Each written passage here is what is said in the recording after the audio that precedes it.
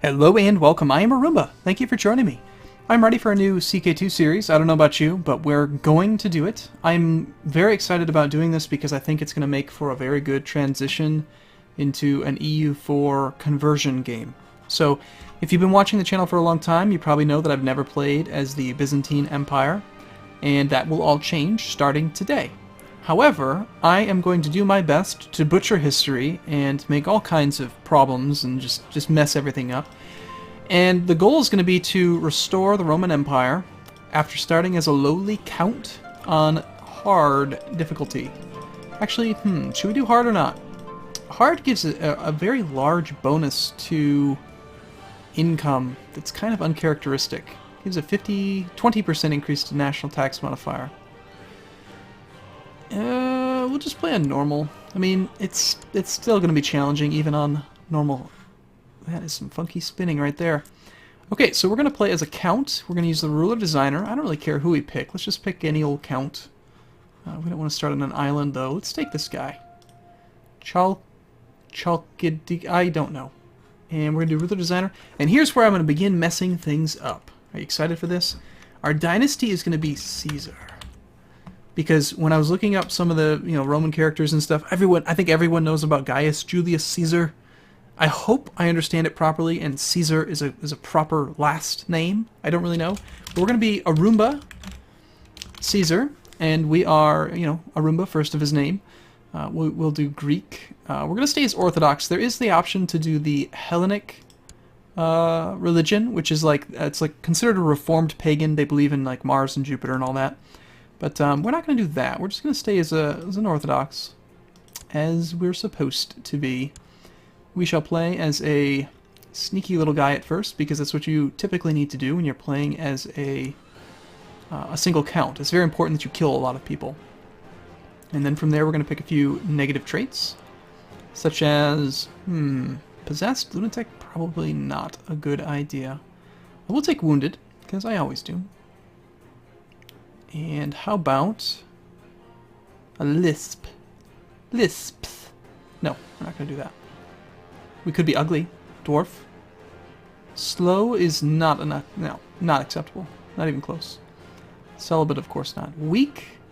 I like the idea of a scrawny, weak man coming into power, restoring the Roman Empire, mending the Great Schism. We'll be lustful. We'll also be greedy. Slothful, I don't mind taking. Patient.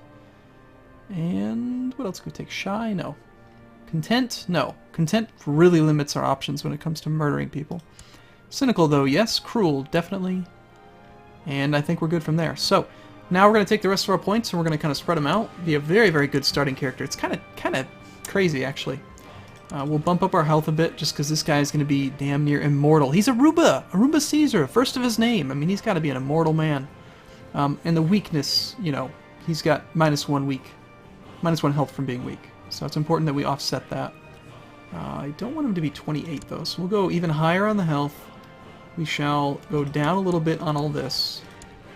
And then just kind of manually bump it up a bit. Yeah, 17-year-old boy comes in, and he will mend the Great Schism. That is our goal.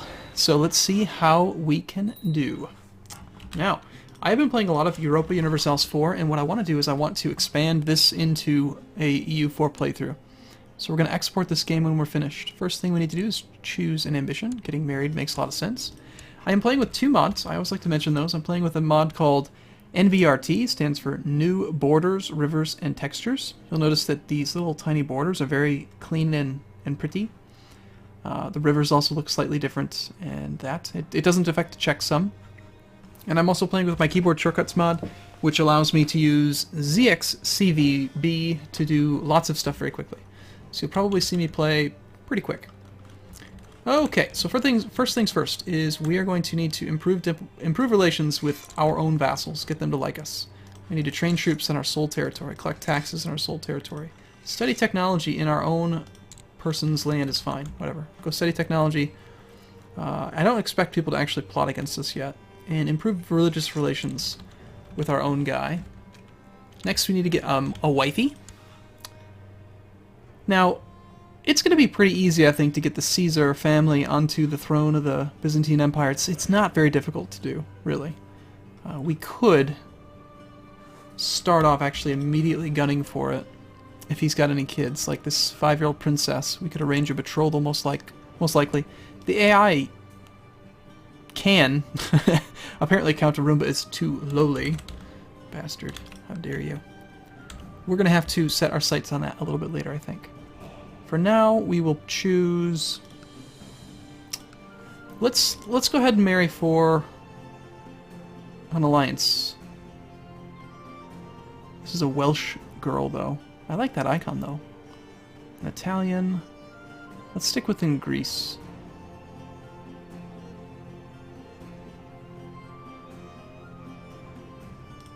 And we lose prestige from marrying a courtier. Unfortunately, we're not going to get any kind of alliance, really, from any of these marriages. We're just not very... We're in a very poor position right now. These women are not that great. We'll take the 16-year-old lustful Irish girl. Just make some babies. We gotta get the dynasty going. So, let us begin. And we're off. Looks like our liege... We're starting in the 867 playthrough, so our liege starts off at war with the Sultan Muhammad II of the Aghlabid Sultanate, conquest of Sicily. So that's happening over here, apparently. We don't really have much going on right now, and we're currently under what kind of crown law? We'll take the prestige. Rise of the Shia has already happened. Very nice. I do want to consider changing laws as soon as we actually get some count or like baron type people underneath us. But that's not going to happen for a little while. The two vassals that we have don't really like me very much because of our traits. I do think we need to go on a few hunts and potentially have a feast or two once we get some events going. So let's see. Let's try see if we can do this. Can we fabricate a claim on you? No one's willing to accept, of course. So we're going to cancel that for now. But we will choose the next ambition. Everyone loves us. Become the king of Greece, not very likely. Have a son or daughter makes sense. These new names are I'm definitely going to butcher as well. Magistros, I imagine, is the chancellor. Yeah, it says success condition is chancellor. Well, we're very intriguing, so maybe we can become the Mystikos. Let's see. Hopefully the AI will give us that position so we can kill him. Very, very small levy right now. And our wound is healed. That's good. Unfortunately, we have to provide quite a bit of a levy to our liege, which is apparently this Iones of Thessalonica. One of the reasons I've avoided playing the Byzantine Empire is I can't pronounce anything at all. I'm terrible at it. Now, the heir of our liege is actually the Basilius, so if I were to kill him, then he would inherit it and he might give it to me. But no one wants to help us. You want to make me spy master? Steward? Fine. It gives me a little bit of power. A little bit more power than not having the position. Notice our plot power goes up 65%. We could actually kill him even without having anyone to support us, I believe. I don't see anyone that's bribable. It's going to be a slowish start, I think. I mean, we'll have to play on speed 4 for a bit until some stuff starts to happen, but my goal is to just kind of blob out, and then we have to do those options. We have to first become the Basilius before we can consider mending the Great Schism or restoring Rome, but that is what I'm going to do.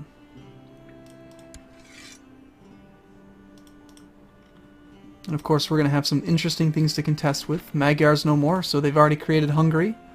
They just did it. They start off with a huge army. They took, looks like, most of Hungary, but they're missing out on some of the duchies here. Like Nitra. We can actually look at the duchies map mode. Hungary itself is supposed to be that large, and yet they're only this big. So they didn't get nearly as much as they should. But recently they changed it so that when you form Hungary, you don't get to keep the land east of this mountain range. So Bulgaria is still pretty well intact. These guys all believe in the same thing we do. There's a little bit of land that's actually Tengri, though. And Sultan has accepted the peace offer. How did that war end? It was won by the Basilius. Oh, good. That's nice. The other good thing about playing as in the Byzantine Empire is there's a whole slew of very good music that I've never really had a chance to listen to while playing the game. So I'm glad that it's there. There are no factions available for me. My liege still doesn't have an heir. I'm still trying to murder him. There's still no one willing to join me. What I really need to do is get rid of some of my negative traits. That way I can get some people involved. Getting a claim on it before murdering him would also kind of help us to get him to give us the title. The Basilius, I mean. So let's focus on this. Let's try to remember to go on a hunt this year. We can hold a summer fair. Give us a tiny bit of prestige. And then also go on the hunt to try to get rid of that slothful trait. One thing that's also pretty fun about playing in the Byzantine Empire is you can blind and castrate all of your prisoners. Which is fun. It's fun and funny. Go on a hunt. We'll kill the stags. Arumba Caesar. Yes, perfect. First try. There goes Slothful. There comes Diligent. We didn't even get wounded. Sweet. Off to a good start. That should make our vassals like us quite a bit more. Of course, being weak is always going to be a bad thing. The church is upset about us being lustful and cynical.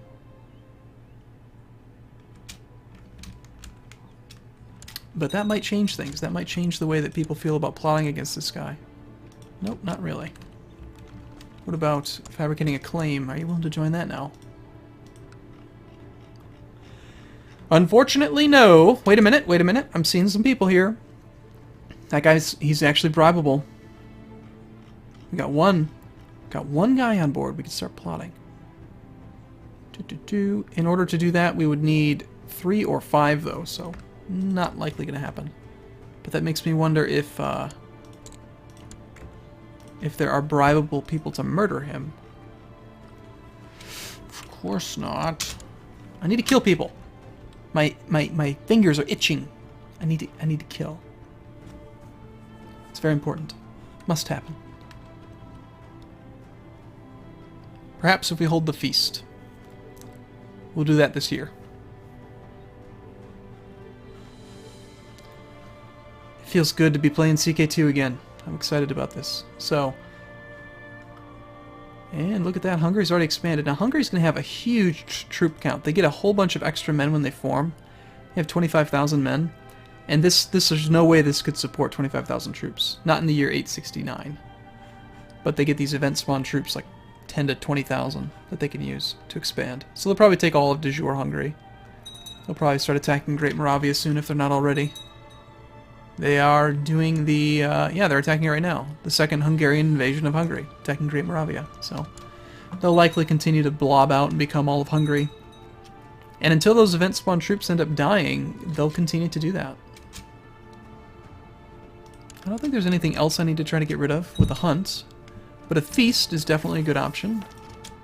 Even if the 2 vassals that we have do not attend, we'll still get a nice modifier to increase the amount of extra opinion that everyone in the whole map has of us. I hereby invite you. Let's see what they say. My liege? That's unrelated. They have a faster troop replacement. Hey, they both came. Cool. I actually thought one of them would decline, considering they don't really like us that much.